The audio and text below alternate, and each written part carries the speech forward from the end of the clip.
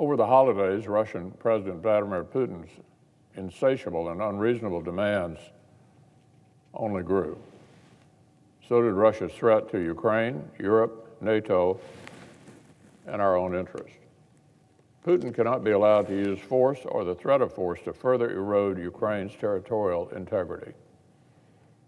The West cannot be bullied into betraying our friends, forgetting our principles, or accepting a Russian sphere of influence.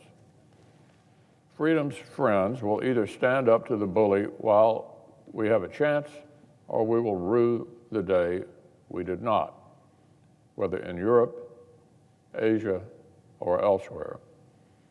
If Putin walks away from this self-created crisis feeling emboldened, he and others will run the same play again and again and again. It is appropriate for the administration and our allies to seek to de-escalate the situation, but not at the expense of deterrence and not by throwing our friends' security under the bus. And if we don't make sure our allies and partners have a seat at the table, they may well end up on the menu. For Putin, this is not just about Ukraine. This is about breaking NATO and Europe and restoring Russian domination of its neighbors. I support President Biden's stated desire to deter further Russian aggression against Ukraine.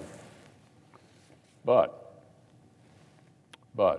his administration must move faster to provide emergency military capabilities to help Ukrainians defend themselves and deter attacks. Time is of the essence. Moving at the speed of bureaucracy is simply not going to cut it. Neither will waiting until Russia escalates, at which point, of course, it would be too late. Because this is not merely about Ukraine. President Biden must also work with NATO allies to reinforce our collective military position on the continent. We have to reassure our eastern flank NATO allies and deter any threats to the alliance by demonstrating that 30 nations are both willing and able to uphold Article 5. The Russians have to believe that. The president, with bipartisan support, has threatened sanctions against Russia. European allies must show they, too, will impose significant sanctions on Moscow for any additional aggression against Ukraine. Even if this crisis abates, the long-term threat from revisionist powers like Russia and China isn't going anywhere. These countries literally want to redraw world maps and rewrite international rules through force or threat of force. So, Mr. President, this is why the United States must be as serious about modernizing our military as our adversaries are about modernizing theirs.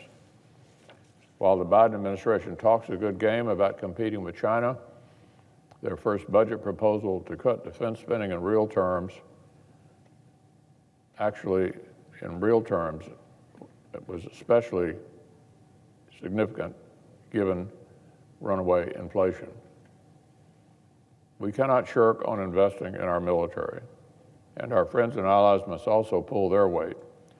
NATO's 2% pledge from 2014 is not sufficient for the threats we face in 2022, but key NATO partners have still not met even that commitment. Europe must also reassess energy and environmental policies that have purchased a green veneer at the expense of more dependence on Russia and more leverage for Moscow.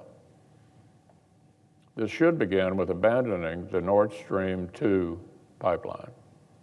The United States, NATO, and our partners can either act now, or believe me, we will live to regret it.